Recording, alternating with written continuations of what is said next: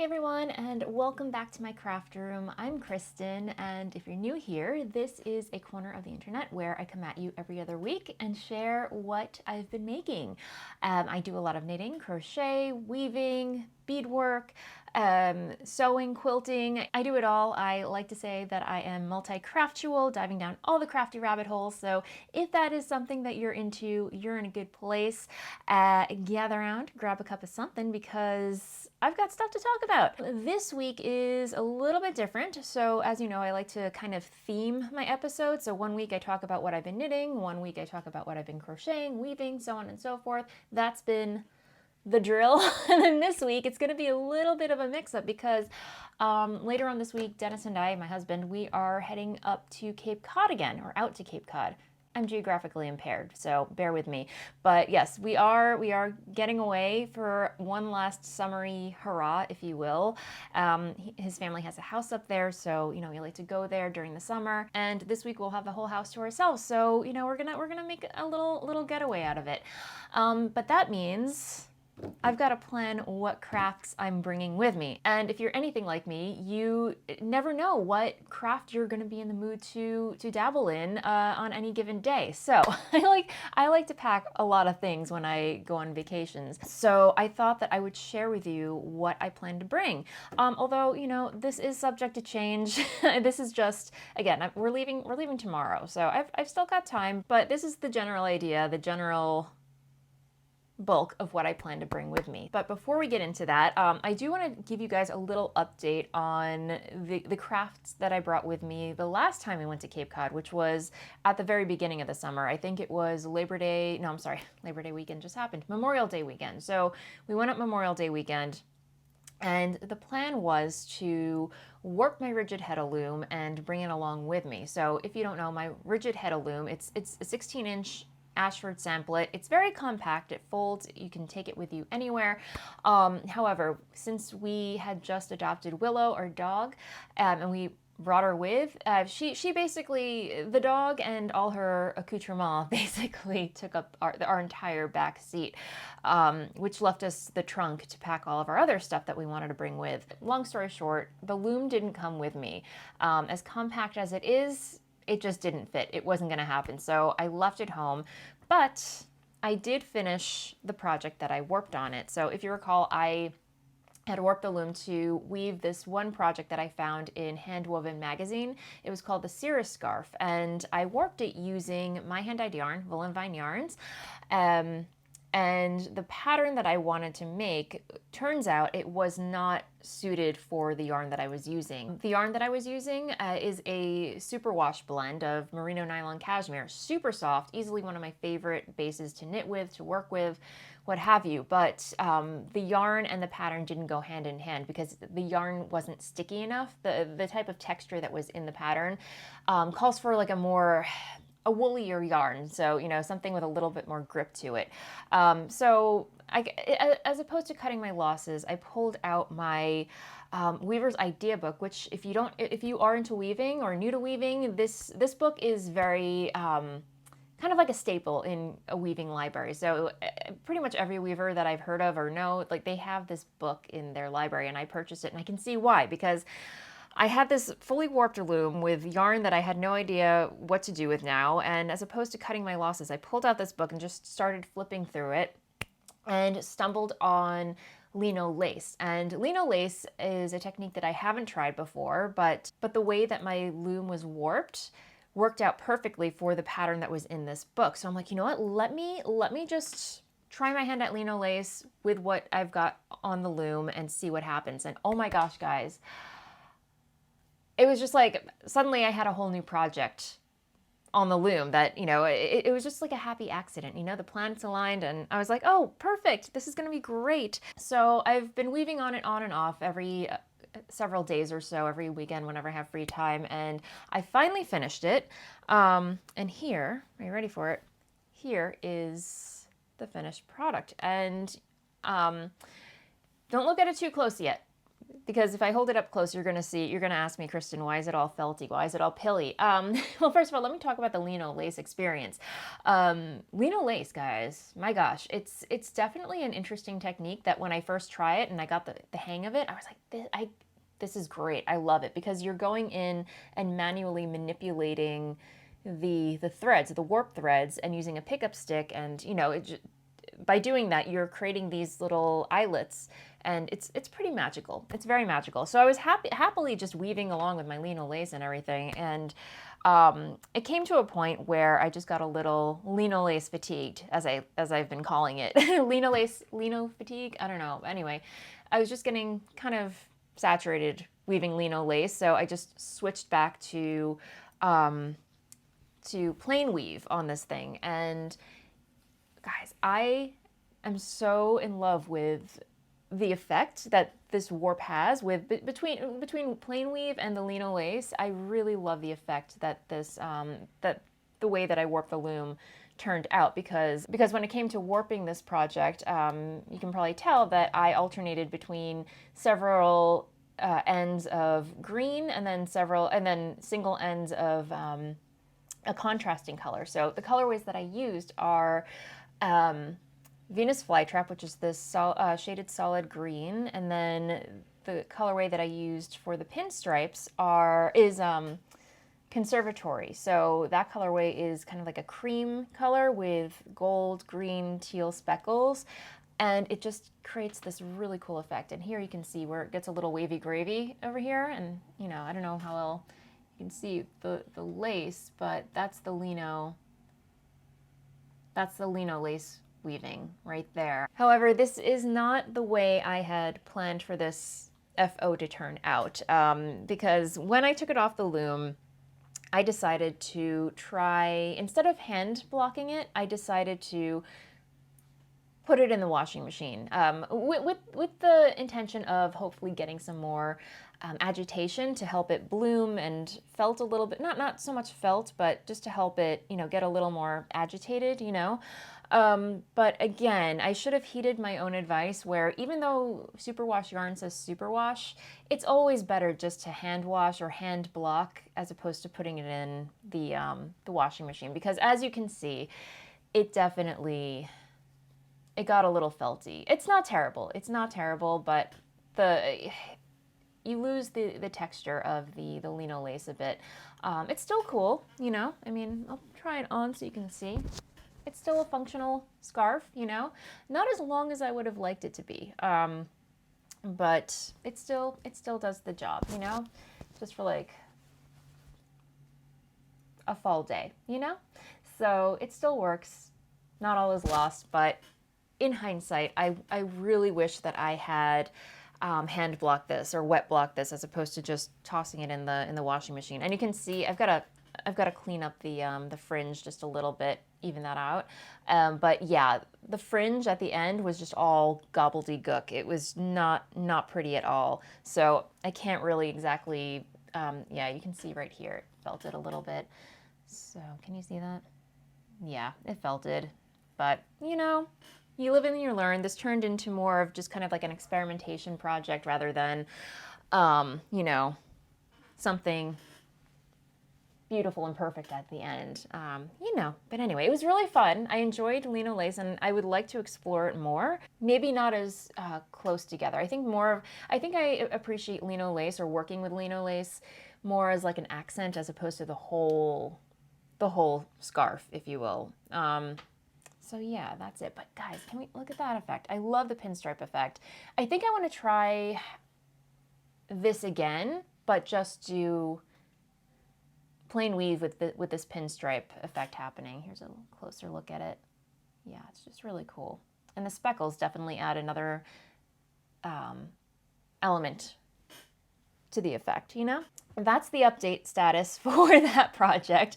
Yeah, again, started this at the top of the summer. Now it's the end of the summer. But I will say, when it comes to the rigid heddle loom, I prefer my floor loom. I know, guys, I'm going off on a totally different tangent right now, but while we're on the topic of weaving, I currently have another project warped on my on my floor loom right now, and I'm enjoying every second of that. You know, it's a twill weave. You know, I can do so much more with the floor loom, you know, because it has 4 shafts. And yes, you can get similar effects on the rigid heddle loom if you rig it up or MacGyver it to have mock sheds, if you will, or mock heddles. But anyway, just so far in my experience of weaving, I know I still have so much to learn and so much to try. But right now, I feel like I'm gravitating more towards weaving on my floor loom as opposed to the rigid heddle loom. I mean, I love the rigid heddle loom for its simplicity, and you can definitely do so much with it if you know, again, like if you rig it up and MacGyver to do certain things. I think I just like the ease and convenience of the floor loom I'm finding. Anyway, just thinking out loud as I usually do, letting you guys know how I feel about weaving so far. Yeah, so loving the floor loom. I'm okay with the rigid heddle loom. Yeah, it's fun. It's fun for small, quick, plain weave projects I'm finding so far. But you know, I have it. I'm gonna keep playing around with it and see what I see. So there's that project. The other project that I took to Cape Cod with me last trip was some spinning. I brought a lot of spinning with me. I brought a whole shoebox of spindles and fiber. Didn't know what I was going to work on, but this time around, where is it? Here we go. I've got a little basket of goodies. So I posted video of this on my Instagram, and I think I shared it on the channel, but I had purchased some beautiful fiber from Inglenook Fibers from one of their updates and started spinning it. I mean, here's what I have left of the braid, so clearly I'm almost done. This is a beautiful braid of, I'm blanking, as usual, I'm blanking on the fiber content. I'll try and look it up and pop it down here in the down bar, but I believe there is merino and silk in here. It's super soft. Guys, it's ridiculous. It's so luxurious. So yeah, started spinning this while I was up there, and so far we have 1 turtle. Look how cute that is. So beautiful. And then we have 2 turtles. And we've got a 3rd turtle going. So the plan for this one is to spin a 3-ply. So this is obviously coming with me to Cape Cod this trip. I'm gonna aim to finish it. I'm gonna finish spinning this fiber on the spindle. But you know, just to give you guys a little update of as far as like what I'm doing. So I'm spinning it on my Turkish spindle. This is a beautiful micro spindle from Subterranean Woodworks, who sadly no longer makes spindles. It's really sad because all of his spindles were absolutely beautiful, so well made. This one included. So, you know, again, I'm learning how to spin singles on a Turkish spindle while creating these really beautiful, mesmerizing turtles. I mean, look how cool that is, guys. I mean, these are so fun. And you can see, like, this is the last one well, let me see. Which one is the first one? Okay, I believe this is the first turtle that I started spinning. And this is the second. And these kind of look like everlasting jawbreakers. You know those candies? They're like rock hard. They're like giant balls. And then while you lick them, they kind of do this thing. They kind of gradiate into the center. That's what these remind me of. But there's a technique and method to winding your singles onto a Turkish spindle to create these really cool Eye of God patterns, you know. And some of you actually commented how, you know, to get it even more neat and even, there's even a video that shows you how to do it where you wind 2 layers on the top and then you flip it over and then you wind 1 layer on the bottom, flip it over, 2, 1, 2, 1, and that creates an even neater nest. So, and the other reason for doing that is to keep your turtle together, because if you don't alternate sides of winding, you kind of end up with, here, I'll show you. I have my little swan that holds my other turtles of some other fiber that I have to spin. Yeah, this is kind of what happens. Like the layers kind of, this one's kind of peeling off. So that alternating kind of encapsulates the ends, so it holds everything together. Does that make sense? I hope so. I hope so. Again, I'm gonna get around to recording a video for you guys showing you how I spin on a Turkish spindle. And probably I'm going to do the Turkish spindle one first because I'm more proficient in it, but I do want to get around to, oh goodness, it is the leaf blowers. They have returned. Oh gosh. I'm sorry guys if you can hear that. But I do want to get around to practicing more on my supported spindle. This will also be coming with me because again, you never know when you need to mix things up. So this is my spindle from Straddle, Straddle or Saddle? I think it's Saddle Creak. Saddle Creak Spins. They have an Etsy shop on they have a shop on Etsy where they sell beautiful hand-turned wooden spindles, supported ones. And this one's a Tibetan spindle. It's absolutely beautiful. I have one from Saddle Creek, and then I have some over there on my, I call it the mantle. It's really my yarn fortress, but in that glass tumbler vase over there, I have 3 spindles from Crochet, which I'm super excited to start spinning on. I haven't tried them yet. Just because I'm trying to get other things done, especially just trying to, you know, fill this spindle up with fiber. So anyway, and the fiber that I'm spinning on this supported spindle is, let me see, Yarn Jam in the Lakeside colorway. So just really stunning, airy shades of blue, teal, yellow, peach. So nice, so nice. So that's coming with me. And if and when I finish spinning this and I happen to still be up at the Cape, I mean, we're coming back Sunday, so anything's possible. Anything's possible at this point. All right, I'm gonna pop this over here. Please do not fall. It's a whole balancing act over here, guys. If I happen to finish spinning my singles there, I'm going to ply them on my electric eel wheel, which, surprise, surprise, has fiber on it still. So yeah, it's been a hot minute since I showed this off on the channel, but this is my electric eel wheel by Dreaming Robots. If you've never heard of them, my gosh, guys, their little mini electric spinners are, not only are they beautiful and adorable, but I mean, they're great. I mean, they're so well made. They're 3D printed. And it's got some fiber. It's got some fiber that I've, yeah, kind of abandoned spinning a while back. I don't know what my problem is, but you know, anyway, I already have one bobbin filled of that fiber, and I have one on the wheel over here, and I have one empty one. So maybe I should finish this first.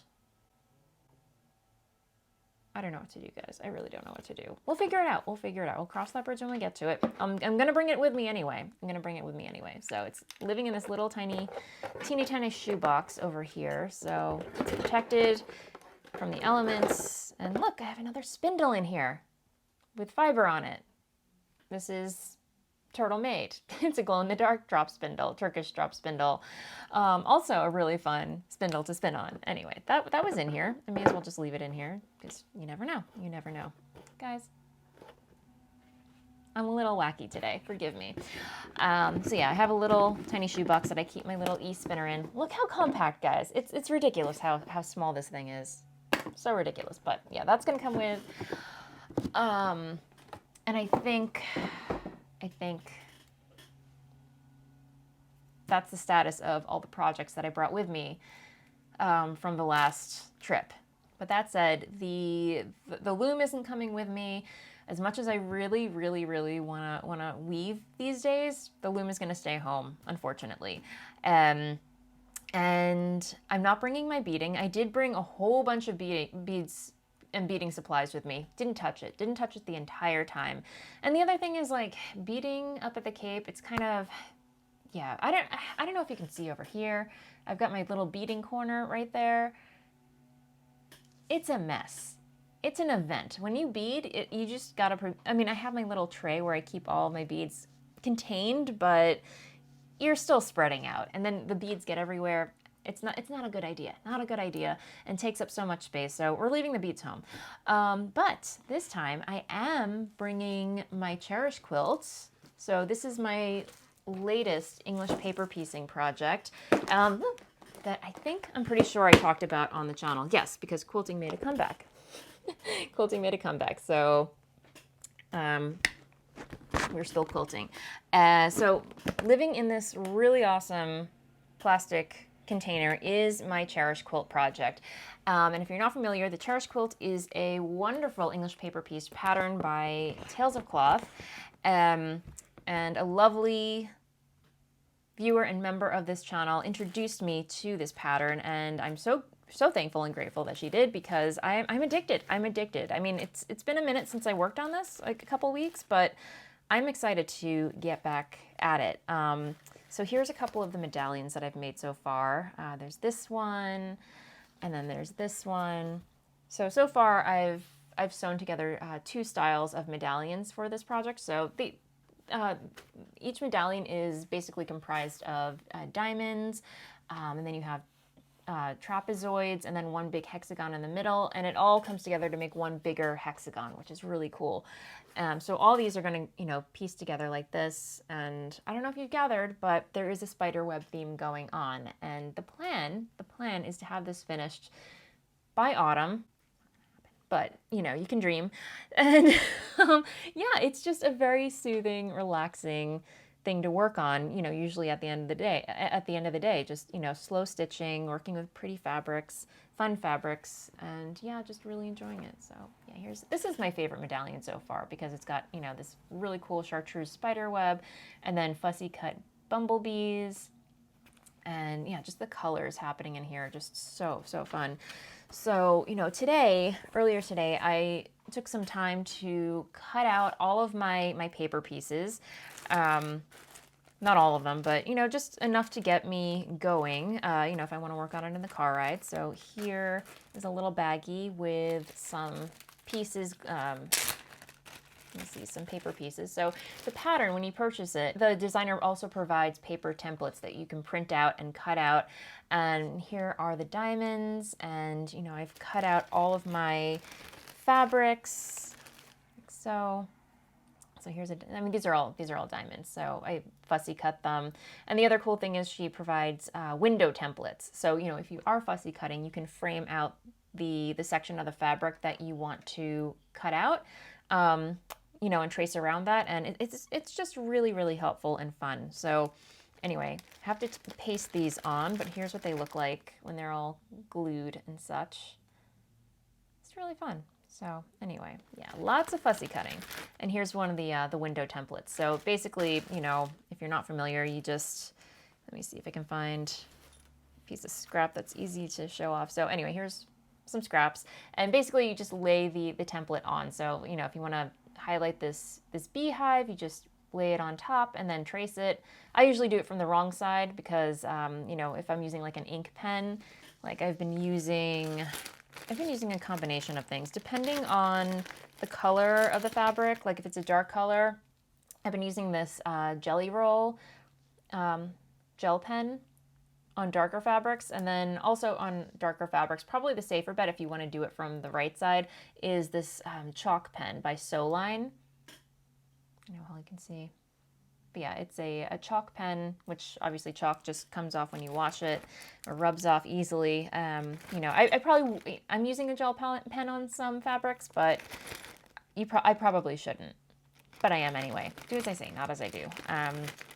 And then for the, when it comes to adhering the fabric to the paper pieces, there are people who prefer to hand-based, and there are people who prefer to glue-based. I am a glue-baster. I prefer to glue my fabric onto the paper pieces. I find it's just quicker, because I really want to get onto sewing, and I just find hand basting a little too fiddly, But again, there's no right or wrong way, as long as you're getting that fabric onto the paper. And this is another, and the glue that I'm using is another product from Soline. I purchased all these on Amazon.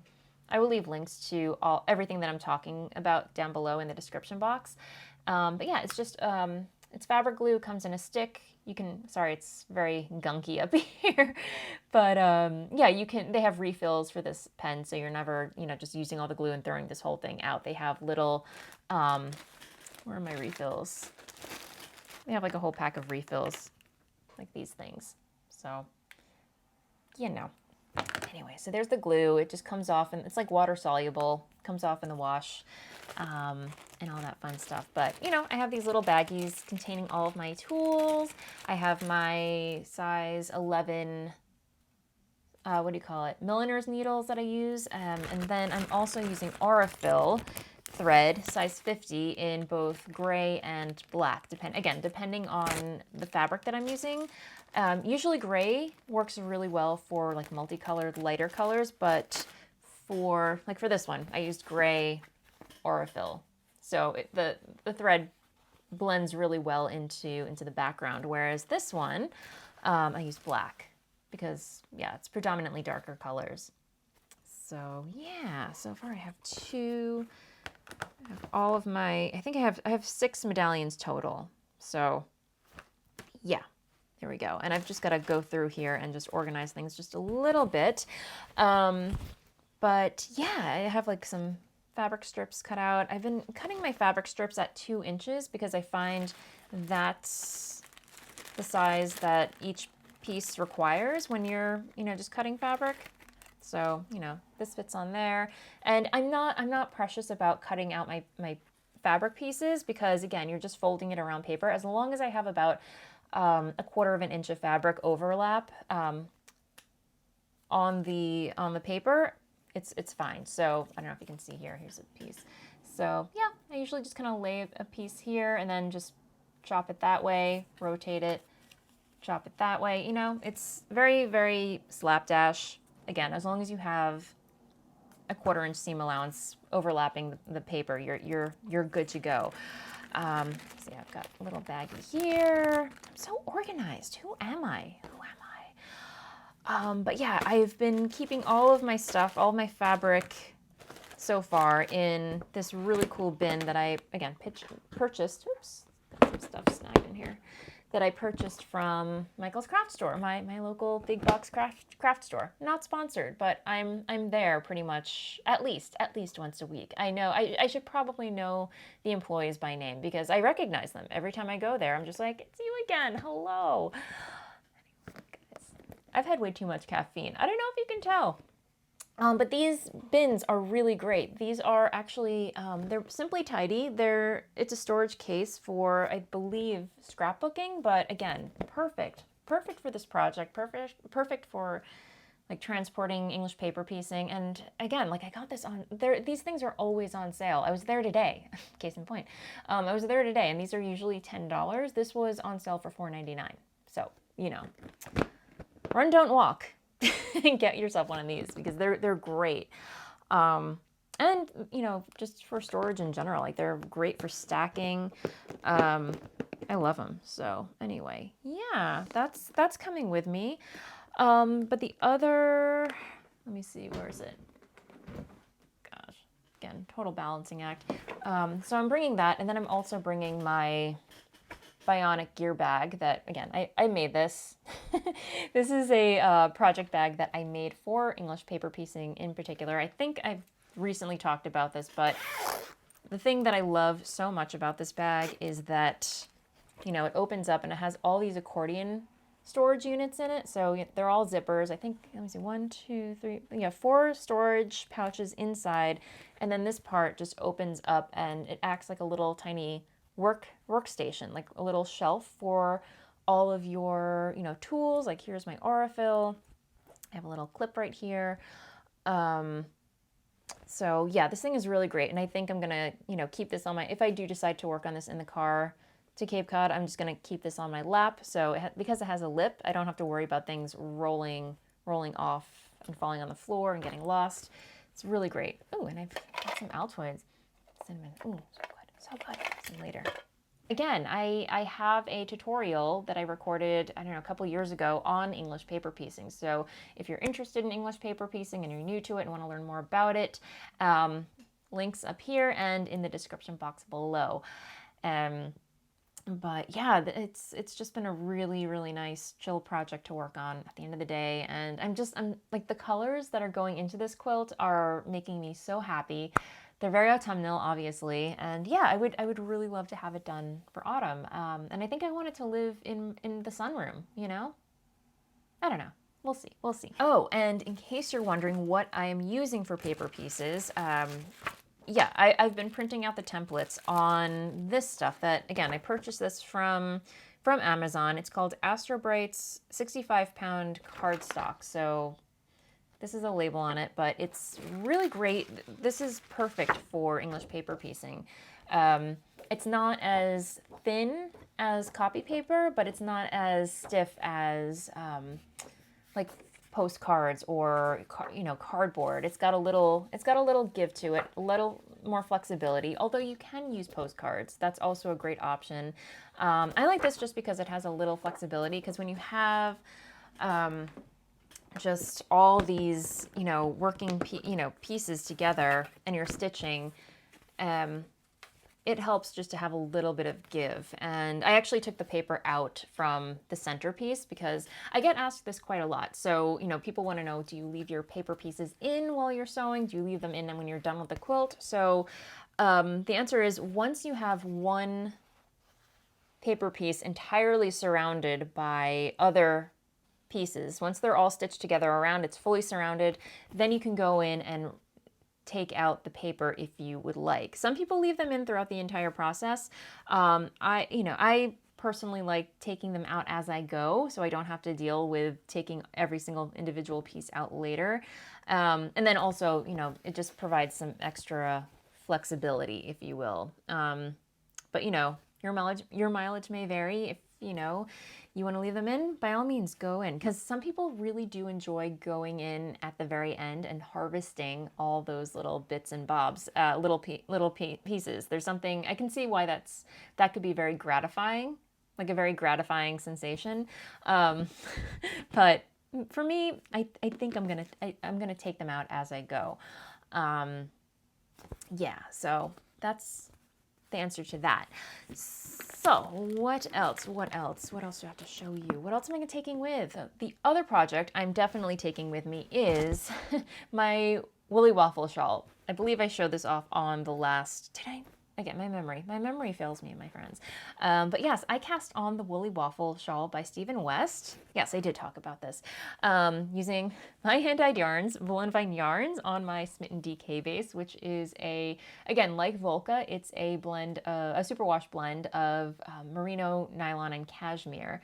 And I plan to use 4 different colorways, and so far I have finished History Bound, which is this lovely kind of like peachy brown color with subtle like rust speckles. You have to look really hard to see the speckles, but yeah, this colorway is great. And then it was actually inspired, if you've been with this channel for some time, you know that I went through a phase of sewing historical garments. I've made a corset, I've made an Edwardian walking skirt. Guys, I love all things historical, Edwardian, Victorian, and so help me, I fell down the rabbit hole of sewing Victorian and Edwardian garments. Super fun, but for my lifestyle, not practical. But anyway, I dyed a colorway called History Bound because in the land of historical costuming, when people dress up and go, to like events or whatever, it's called History Bound. So that's where this colorway name came from. Fun fact. And then it fades into Forage. So this colorway, I would liken Forage to my Outlander colorway, but more muted tones, But I love how it just kind of picks up on the shades that are in here. And then it's going to fade into Nevermore. And then, of course, Grim, which is a black shaded solid. So this one's more like a purpley gray shaded solid, and then this one's black shaded. And I was planning on, I don't know, if I have the time, if I have the energy, I might throw this back in the dye pot and add some black speckles so it fades a little bit more naturally into Grim, but we shall see. We shall see. I have to make time. I haven't had time, guys. I have other things. I have other exciting things on the burner right now that I'm working on behind the scenes. Yeah, so there's that. But yeah, this shawl, guys, so relaxing. I'm all about the relaxing makes these days. Like just nothing too complex, too complicated. Something I can just hang back and watch my YouTube, watch my Netflix, and just go, you know? Speaking of which, in case you're wondering, I am currently hooked on watching Blood of My Blood on Stars. And if you're not familiar, that is an offshoot or a spin-off prequel, I would say, for the Outlander series. It focuses on the life of both Claire and Jamie's parents. It's really good. I mean, it's a little camp. I don't know how I feel about it, but I'm hooked. I'm watching it. I'm engaged. So I would recommend it. If you love the Outlander series, do you need any other excuse to watch it or binge it? So the Woolly Waffle Shawl is coming with me. We'll see how much work I get done on that. But yesterday, believe it or not, again, when I have so many projects on the hooks and the needles and other things going on, I really should stay off of Ravelry because, you know, sometimes I start scanning. No. No. I just got a notification for my dentist appointment. I don't want to go to the dentist. I was wondering when that was going to come up. Anyway, sorry, I digress. Anyway, I was browsing Ravelry yesterday and stumbled on a pattern that I was like, holy cow, that is so cool. It was a crochet pattern, and as soon as I saw the pattern, I immediately knew the yarn that I wanted to try making it with. And I'm totally gonna, once again, classic Kristen butchering names. I am so gonna destroy this name. Forgive, if you are the designer, please, please forgive me. And somebody please, if you know how to pronounce this, Liudmila Hefny. I could be totally, it's probably wrong, but it's a beautiful name nonetheless. But yes, she's the designer of the Autumn Bud scarf. And as soon as I saw it, I'm like, how the heck is that crochet? Because when you look at it, it looks like knitted brioche. Just the texture, and it is crochet. So as soon as I saw it, I just immediately purchased it. And the yarn that came to mind was actually a Christmas gift from one of my friends. And that is Loops and Threads. Facets. It's acrylic yarn, but oh my gosh, the colors in here are, I mean, my friend has, she knows me too well. I mean, there's mauves in here, there's like a light mauves, dark mauves, olives, browns. I mean, it's just such a beautiful color. So when I looked at the pattern, I knew this was the yarn that I was going to use to make it. So I had 2 skeins of this, and then, you know, reading the pattern, and reading the pattern, it's a long pattern. There are many pages in it, but it is actually very well explained. There are photo tutorials included. There's very clear explanations, and there's a video tutorial to go along with it as well. And the designer suggests that you make a swatch first. And if you know me, not into swatches, but my friends, I made a swatch. And here it is. Yeah, this did not come easy. And, you know, for someone being really into chill patterns right now, this was definitely pushing the envelope for me. But it's rare. It's rare when I find a pattern and yarn that I'm just like, this must happen. I pushed through, and I got, after several attempts, I finally got the swatch made. And I have to say, guys, this pattern is unlike any other crochet pattern that I have worked from. It's it's a different technique. It's definitely, if you are new to crochet, this is kind of a doozy. I would first get acclimated with basic crochet stitches first, because there are some different abbreviations, different techniques that I've never employed before. And I was so grateful that the designer provided a video tutorial to go along with the pattern, because again, visual person. When I see walls of text, I just go a little bug-eyed. But, you know, the one problem with the video, and she makes it very clear that the video is mirrored, and I didn't quite understand what that meant until I realized that, oh wait, the video is flipped in reverse. I'm not sure why she did that. Yeah, I don't know why she filmed it mirrored. Maybe it was just the camera setting or the thing that she used, and she realized it, so she put mirrored. But there's actually a Google Chrome extension that you can download that flips a YouTube video. I believe it's called YouTube Mirror YouTube. Anyway, I'll link to it down below, but you install the plugin and it flips any video on YouTube. So once I did that, it just clicked. I was like, oh, I can understand what she's doing. She's not, doing anything different or left-handed or whatever. It doesn't, at the end of the day, it doesn't really matter because all the stitches are the same, but it just looked wonky because of the way it was filmed. Am I making any sense? But once that was all said and done, I was able to muddle through and get to this point. But again, can we take a moment, guys? Look how awesome these stitches are. I mean, it truly looks like brioche. Even these little increases here, this is the right side. Yeah, these increases, which are done from the wrong side, but when you flip it over, it looks like a really cool increase. So anyway, I mean, these colors. Ashley, if you're watching, they're making my heart sing. I love them so much. Like just these olive greens and browns and tans and mauves and oh my God. Love it so much. I went back to Michael's today and picked up they had 5 skeins in stock, and I had a voucher. There was a sale.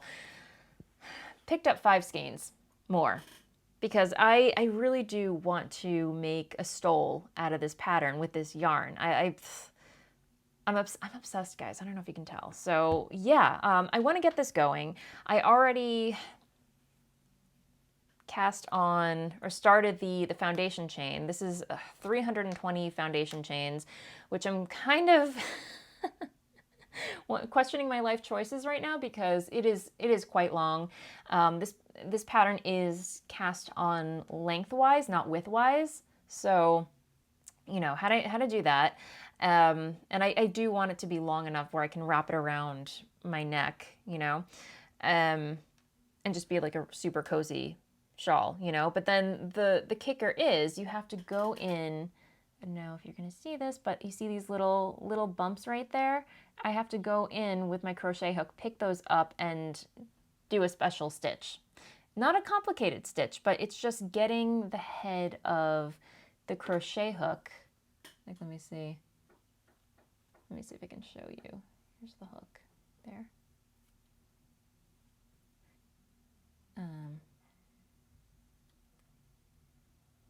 Yeah, I've got to, use my nail and get that hook in. Let me see. Can you focus? There you go. So that head has to get in there, and then I've got to do, oh crap, I was supposed to yarn over. So yeah, it's a yarn over. You're inserting the hook into that little bump, wrapping it around, and then twisting it and pulling it through. So you're creating like,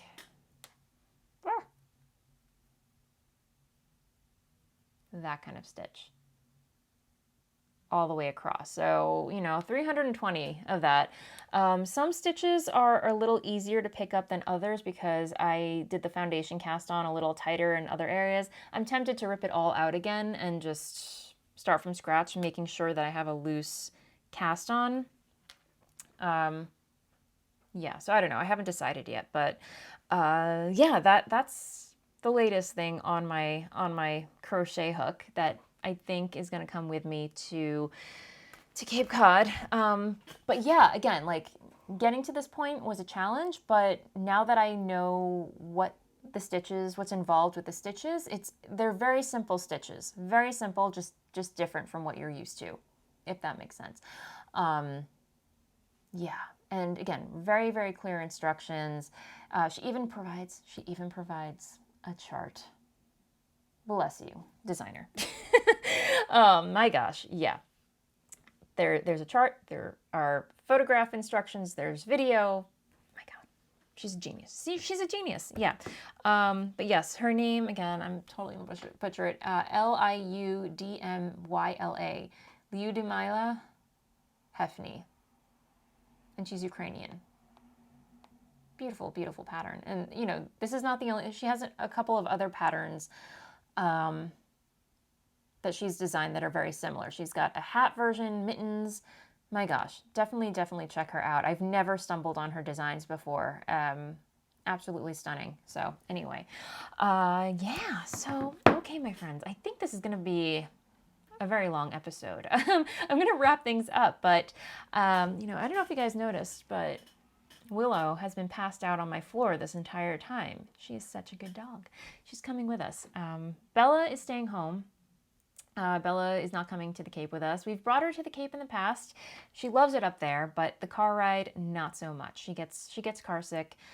We have given her, you know, car motion sickness medication prescribed by the vet in the past, but it's a stressful thing, and I don't want to put her through that, especially since she's an elder cat now. But she'll be fine here. She'll get some peace and quiet, some alone time, and we're having, you know, a pet sitter come by to check in on her and take care of her. So she'll be good. But yeah, looking forward to, you know, another weekend up at the Cape with Willow.